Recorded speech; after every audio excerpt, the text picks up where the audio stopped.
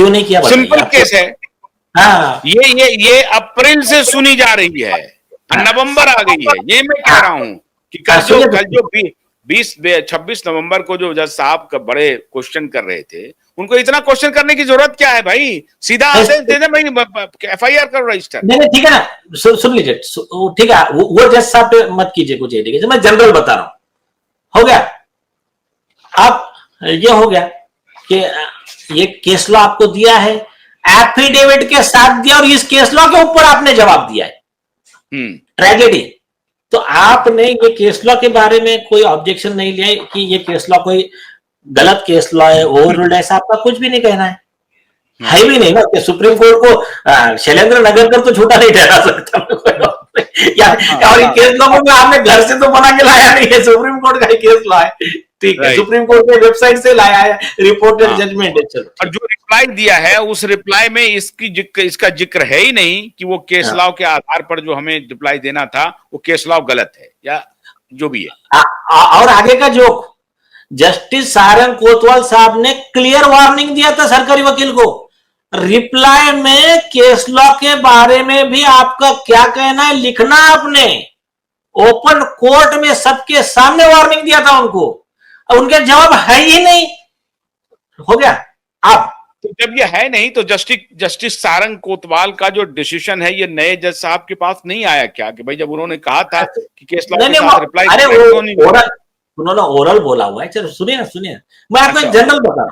हाँ, अभी आपको ये केस लॉ देने के बाद में भी आपने फिर से वही जवाब रिपीट किया, ये तो एग्रावेटेड कंटेम्प्ट हो गया।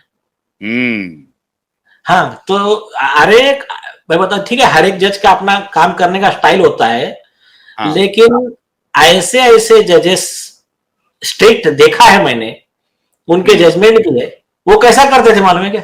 अच्छा, एक जस्टिस JN पटेल थे, वो तो पुलिस वाले, और एक जस्टिस RMS खांडेपरकर थे बॉम्बे हाई कोर्ट के, वो तो अच्छा ऐसा है, ओके, क्या बोलते थे, यू स्मार्ट पिया, इधर आ जरा विटनेस बॉक्स में आ तू, एकदम ये स्टाइल में। अच्छा, हाँ, देखो अपॉइंट किसने किया, कितने दिन से जॉब पे है तू?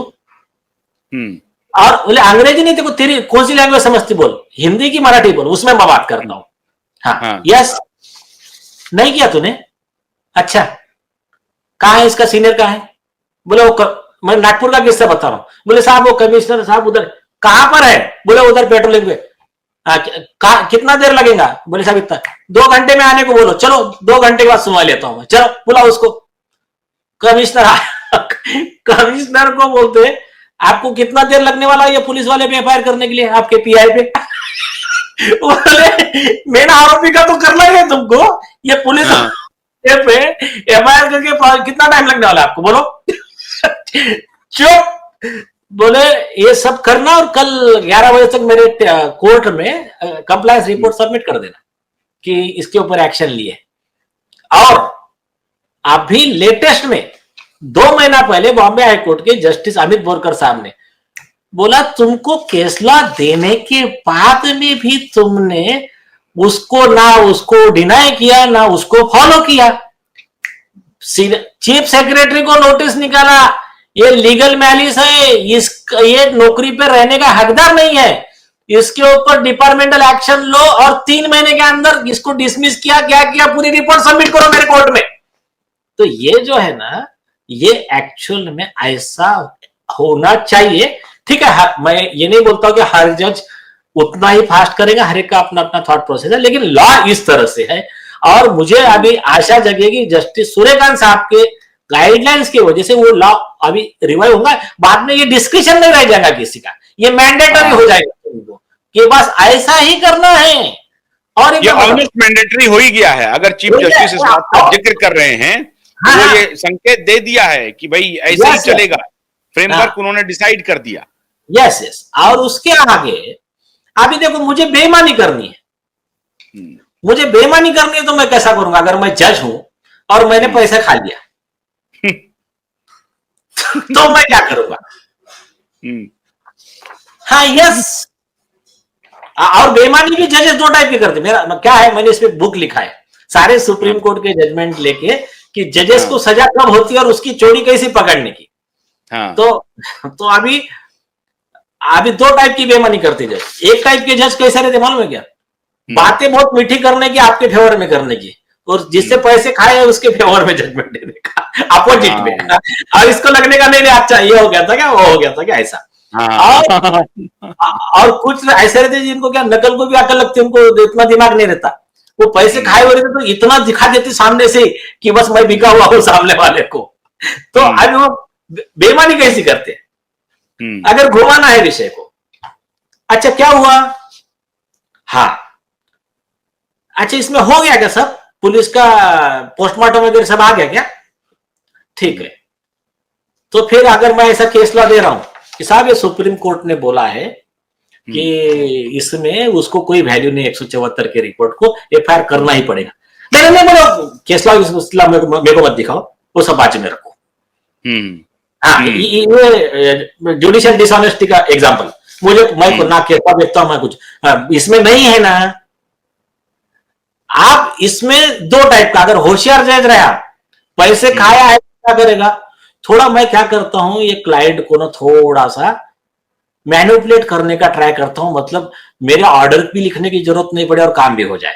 तो फिर अरे बुलाओ कहाँ है वो लड़की के पिता को, देखो बोले अभी वो आप पूरी संवेदना आपके साथ है, ऐसा है वैसा है, पूरा डीलिंग देने का। तो बोलने का देखिए आप थोड़ा सा जरा ये कीजिए, ये मैटर को मैं डिस्पोज ऑफ कर देता हूं, आपके मैं रेमेडी ओपन रखता हूं, आप थोड़ा सा बाद में एविडेंस वगैरह आपके पास कलेक्ट आ जाएंगे तो बाद में आप आ जाना, ऐसा घुमा फिरा के ये कर देने का। और देखो बोले इनको जो घूमना पड़ा, आपने जो डिले किया, इसके लिए इनको आप 5 लाख रुपए कॉम्पेंसेशन दे दो, कोर्ट से ऑर्डर। ये इसको बोलते हैं इंटेलेक्चुअल डिसऑनेस्टी। और दूसरा एक तरीका कैसा है, सुप्रीम कोर्ट का जजमेंट लिखने का ही नहीं ऑर्डर में, घुमा के ऑर्डर करने की। तो सुप्रीम कोर्ट ने बोला ऐसा जो जज करता कि ऑर्डर देने के बाद में, केस लॉ देने के बाद में ऑर्डर में केस लॉ नहीं लिखता है। रतिलाल परमार में भी सुप्रीम कोर्ट ने जजमेंट दिया, उसमें कहा कि इसका मतलब वो जज ने अपनी जो शपथ लिया है संविधान की जज बनने के लिए, उस शपथ का भंग किया है, ब्रीच ऑफ ओथ। तूने शपथ क्या लिया है भाई कि मैं संविधान और कानून के हिसाब से काम करूंगा, विदाउट फियर और फेवर, मैलिस और इलविल, बिना किसी राग द्वेष से अपने कर्तव्य का, संविधान और कानून का पालन करूंगा, कर्तव्य का निर्वहन करूंगा, ये वो ठीक है। तो उन्होंने कहा कि ये उसने शपथ का भंग किया है। अब इसमें क्या होता है, शपथ का भंग किया है मतलब फिर उसकी शपथ टूट गई, शपथ टूट गई मतलब फिर वो जज की पोस्ट पे बैठने के लायक नहीं है। उसके ऊपर इम्पीचमेंट का भी प्रोविजन है, ऐसा आरसी इसके एसपी गुप्ता का जजेस ट्रांसफर केस में क्लियर लिखा हुआ है। एक डॉक्टर बाबा साहब अम्बेडकर ने भी कहा था कि जो मतलब ब्रीच ऑफ ओथ है वो वायलेशन ऑफ कॉन्स्टिट्यूशन है, संविधान का भंग है। ये संविधान के सामने दो है, हो गया। अब इसके अलावा सुप्रीम कोर्ट के गाइडलाइन है कि हमारा कोई भी केस लॉ, इवन कोई अदर हाईकोर्ट का भी केस लॉ आपको दिया जाए तो देश के सारे जजेस की जिम्मेदारी है कि उस केस लॉ में क्या कानून। हाँ सुनिए, और कुछ जजेस 420 क्या करते मालूम है क्या? कोई केस लॉ दिया तो उसमें का भी प्यारा 22 लिखा है ना, तो प्यारा नंबर 1 लिख देंगे जिसका कोई मतलब ही नहीं है, और घुमा के लिख देंगे नहीं नहीं ये केस लॉ रिलेवेंट नहीं है। सुप्रीम कोर्ट ने बोला ये तुम्हारी डिसऑनेस्टी 420 नहीं चलेगी, उसमें रेशो क्या है, वो रेशो कैसा लागू पड़ता है, कैसा नहीं लागू पड़ता है, ये डिटेल लिखना पड़ेगा। नहीं तो और उन्होंने कहा ये जो बेईमान जजेस है जो ऐसा घुमा फिरा के नेम सेक के लिए लिखते हैं, ये जजेस पूरे जुडिशियल इंस्टीट्यूशन का नाम बदनाम कर रहे हैं।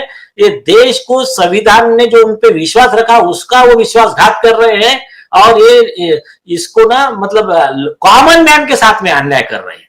तो इस तरह से पूरा कानून है, तो कानून बहुत स्ट्रिक्ट है। और ये जो जैसा जैसा कॉमन मैन को ये जजेस की बेईमानी समझ में आना चालू हो जाएंगी, और सीजे सूर्यकांत साहब जैसे जब लोग आगे आना शुरू हो जाएंगे तो बहुत जल्दी न्यायिक क्रांति आएंगी, कॉमन मैन को जल्दी जल्दी न्याय मिलना शुरू होगा। वाह। तो एक बात बस समरी ये कर देते हैं कि आप अगर चाहते हैं कि आपको न्याय मिले तो जस्टिस सूर्यकांत ने एक रूपरेखा बनाई है, और वो रूपरेखा है कि अगर सुप्रीम कोर्ट में या हाई कोर्ट में कोई डिसीजन आ गया है, किसी भी हाई कोर्ट में, तो दूसरे हाई कोर्ट वाले उसका रेफरेंस लेंगे, उसे देंगे, और अगर उसका रेफरेंस सिमिलर केस में नहीं दे रहे हैं तो ये ब्रीच ऑफ ओथ होगा, ये ब्रीच ऑफ ट्रस्ट भी होगा, और वो अपने आप में पनिशेबल होगा, पनिशेबल है कंटेम्प्ट में, और बीएलए कॉन्स्टिट्यूशन का खिलाफत है, वो संविधान का खिलाफत है। यस, ये काम अभी तक हमारे जितने चीफ जस्टिस आए थे वो इस तरह से फ्रेमवर्क बना करके काम करने के बारे में नहीं कहे थे। अब ये फ्रेमवर्क इन्होंने बना दिया, और यही देखिए, ये करप्शन के उद्गम स्थल पर इन्होंने वार कर दिया। हाई कोर्ट केरला वाला कुछ बोल दिया, कोई बात नहीं है, हम मुंबई कोर्ट में अपनी दुकान चलाएंगे, है ना, हमारा सिमिलर केस है, अपनी दुकान हमारा चलते रहेगा। हाँ, और इसका ये जो सूर्यकांत साहब ने जो गाइडलाइन दिया, हाँ, उसका फायदा क्या होने वाला बताता हूं मैं। कल चल के कॉमन मैन भी खड़ा हो जाए कोर्ट में, और एक सिचुएशन आएगा कि कल चल के एक आदमी इधर से जूनियर वकील खड़ा है या कॉमन मैन खड़ा है जिसको लॉ का नॉलेज नहीं है, और ये इधर सामने खड़ा है कपिल सिब्बल। हाँ, जज कपिल सिब्बल को फेवर नहीं कर पाएगा। हाँ, बोलेगा वो गए दिन, अभी वो दिन गए, फेस लॉ नहीं चलेगा, केस लॉ चलेगा। केस लॉ अब केस लॉ नहीं चलेगा, अब केस लॉ चलेगा, और गैंग लॉ नहीं चलेगा, अब केस लॉ चलेगा। हाँ, तो अभी वो बोलेगा कि भाई ये जूनियर वकील है तो क्या हो गया, कानून तो सबके लिए समान है, और कानून इनके फेवर में है, मुझे इनके फेवर में ऑर्डर देना है। तो ये जो है ना, ये जस्टिस सूर्यकांत साहब केस लॉ का धंधा बंद कर दिया जस्टिस सूर्यकांत ने, बेईमानी का, न्यायिक बेईमानी का। हाँ, केस लॉ का, फेस लॉ का धंधा जस्टिस सूर्यकांत ने बंद कर दिया। बहुत बहुत शुक्रिया नीलेश जी, इतनी बहुत जबरदस्त बात कहने के लिए। और अब हम उम्मीद करते हैं ये सब बात जो मैं आपको नीलेश जी के माध्यम से बता रहा हूं, ये सिर्फ इसलिए हो रहा है कि जहां जहां हम न्यायिक लड़ाई लड़ रहे हैं वो न्यायिक लड़ाई हम लोग जीतने जा रहे हैं। ये it is a matter of days, बस थोड़ा सा इंतजार कीजिए। कानून आपके पक्ष में है, कानून आपके हक में है। और जस्टिस सूर्यकांत का, चीफ जस्टिस सूर्यकांत का ये कहना कि सुप्रीम कोर्ट ने जो केस लॉ बना दिया या कोई हाई कोर्ट ने कोई वर्डिक्ट दिया और सिमिलर केस अगर किसी दूसरे हाई कोर्ट में चल रहा है तो वहां का जस्टिस कोई दूसरा काउंटर व्यू नहीं ले सकता है, उसके फ्रेम में ही काम करना पड़ेगा। और अगर वो कोई दूसरा ऑल्टरनेट व्यू लेते हैं तो उन्हें ये बताना पड़ेगा काउज जो कि सेटिस्फैक्ट्री हो, जिस पर कि कोई एक्शन नहीं हो सकता है कि हाँ ये काउज सेटिस्फैक्ट्री है। भले ही वो लार्जर बेंच की तरफ भी को अगर कोई इशारा करना चाहे तो वो कर सकते हैं कि लार्जर बेंच इसमें कॉन्स्टिट्यूट होना चाहिए, ऐसा मुझे प्रतीत होता है। लेकिन उनको कॉजेस बहुत ही केयरफुली डिफाइन करना पड़ेगा। तो समझ रहे हैं बात? जिस केस लॉ के आधार पे हम लोग मुंबई हाई कोर्ट में लड़ रहे हैं वो केस लॉ क्लियरली आपके फेवर में है।